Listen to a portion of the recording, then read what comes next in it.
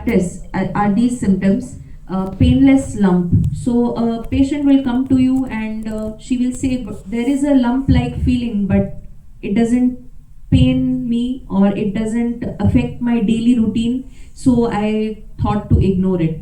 Please don't ignore painless lumps, and I'm sure you know that. So that is the painless lump is one which should be evaluated. Other symptoms like skin dimpling, nipple retraction, lymphedema, and axillary or supraclavicular lymph nodes.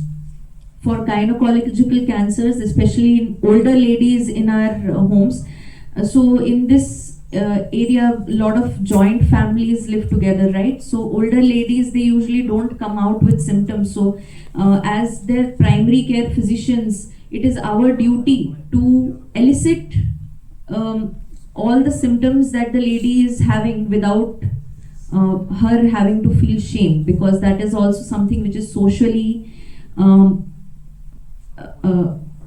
more prevalent in this area.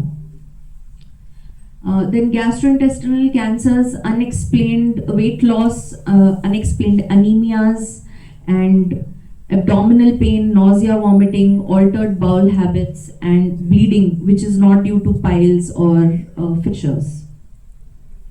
Lung cancer, ma'am has already beautifully told us about it, so I'll just move forward. Urological cancers, persistent hematuриas, or testicular swelling. So I think in the previous session, sir was telling how it has become more prevalent, especially in young males.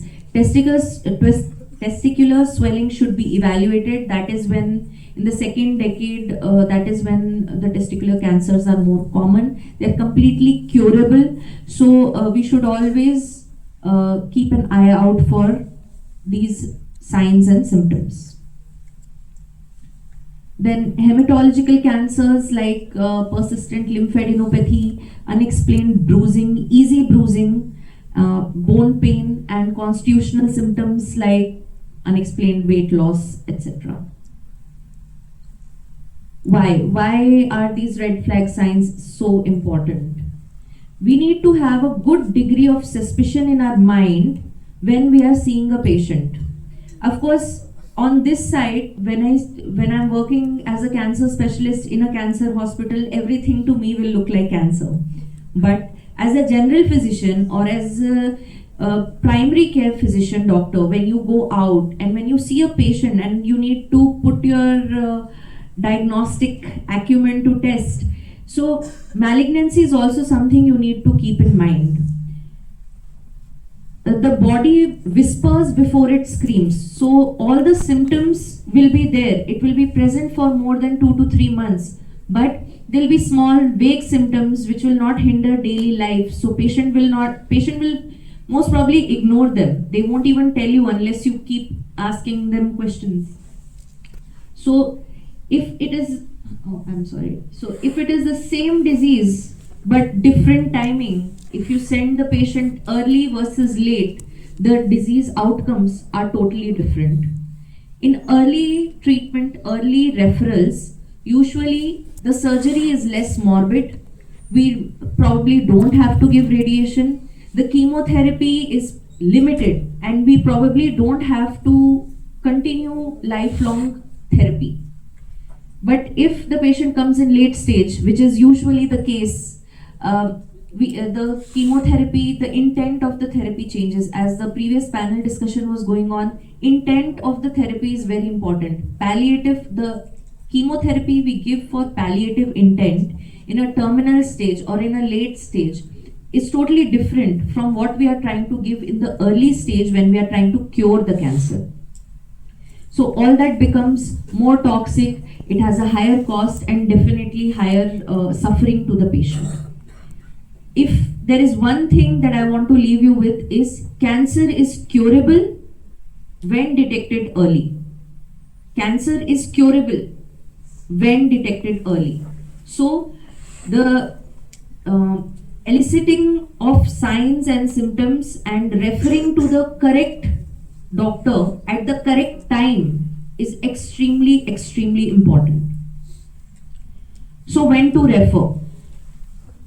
Immediate referral for any painless breast lump, non-healing ulcer in the mouth, in oral cavity, unexplained bleeding from anywhere, and any persistent of vague symptoms despite all the treatment that we can give. Usually, and I'm sure there is an Ayurvedic complement to this, but usually when a patient comes for fatigue to me, I'll treat them with basic painkillers or try to find out a specific symptom for which I can treat them.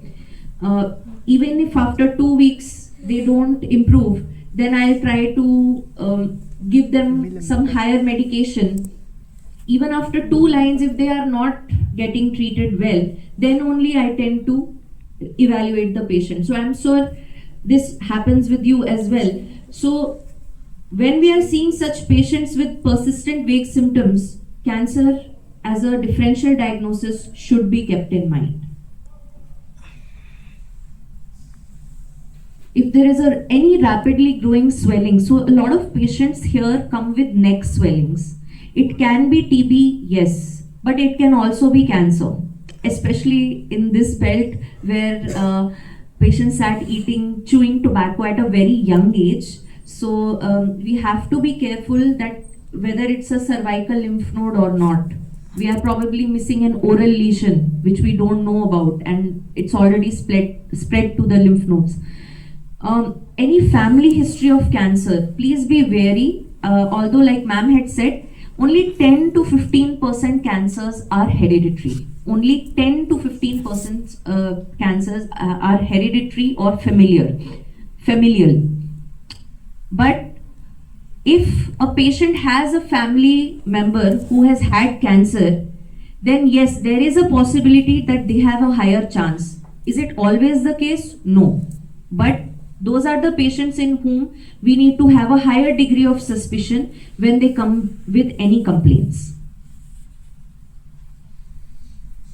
Or any patient you can refer for screening if they are more than 40 years of age with risk factors, especially women, more than 45 years of age. Please ask them to get a clinical breast examination done once a year at their local hospital. Or they can get a mammography once a year.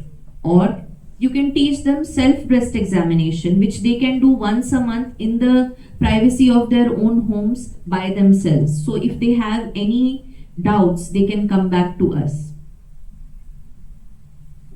This is about red flag signs. So I will just like to give you an overview about how we are living in the future. Cancer is not you have 6 months to live. That is not the case anymore. And ma'am had showed survival statistics of lung cancer. I would like to just update or highlight that stage 4 lung cancer, the 5-year survival has increased from 0% to 20% in the last 20 years. How? With target and immunotherapy, like ma'am had mentioned. What is this target therapy and immunotherapy? How is it different from chemotherapy? Target therapy specifically goes and works on cancer cells. Chemotherapy works on the normal cells and cancer cells which are fast dividing. So the side effects that you have is due to the drug working on the normal cells.